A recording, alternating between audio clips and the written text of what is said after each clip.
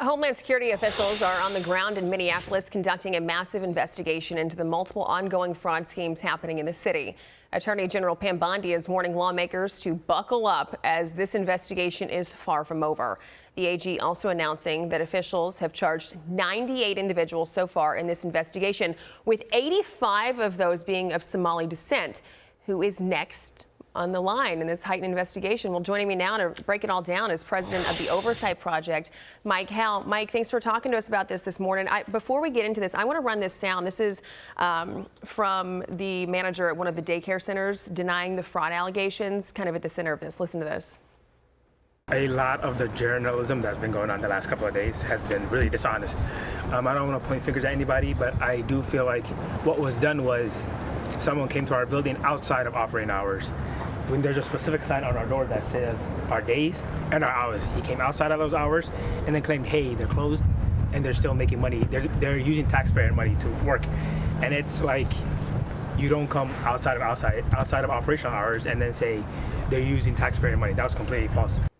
Mike, how well or not so well are those comments going to age? I don't think too well. I mean, you saw the videos not only in Minneapolis, but they're popping up in cities across the country. I mean, it stands for what exactly it looks like. There's a bunch of daycare centers with no kids. There are autism programs that are being ripped off Medicaid dollars with no autistic kids.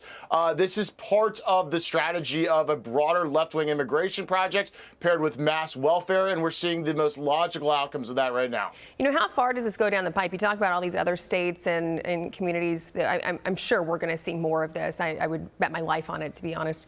But how far does this go down the pipe? Because, you know, they're asking for Tim Walz to step down. Does he step down? Who's going to be held accountable? What does accountability look like in this?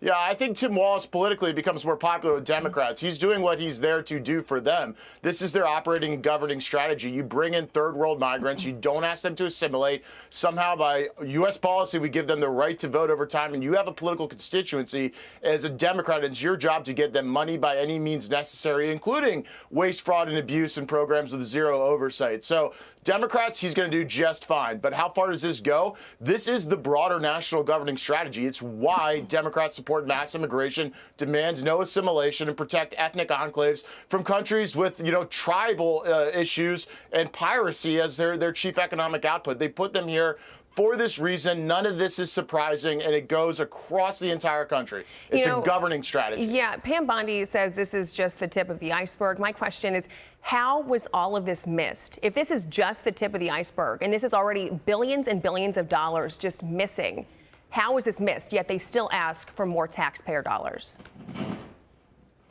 Yeah, I think, frankly, Republicans failed to acknowledge how Democrats are truly operating, and many of them were scared for political correctness. You see, you know, some Republicans very involved in the Somali caucus and, you know, defending that ethnic enclave up there for a long period of time. But now they're being greeted with facts, and they're running to catch up.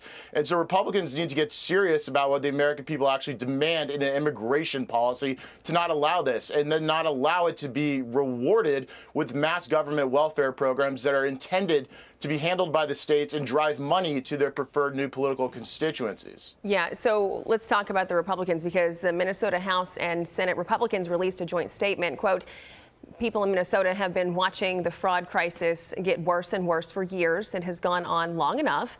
This is not about politics or stunts, and we do not make a call like this lightly. The office of the governor deserves respect. For the good of the state, Governor Walz should step aside. Minnesota needs accountability, a reset, and new leadership that can get us right back on the right track.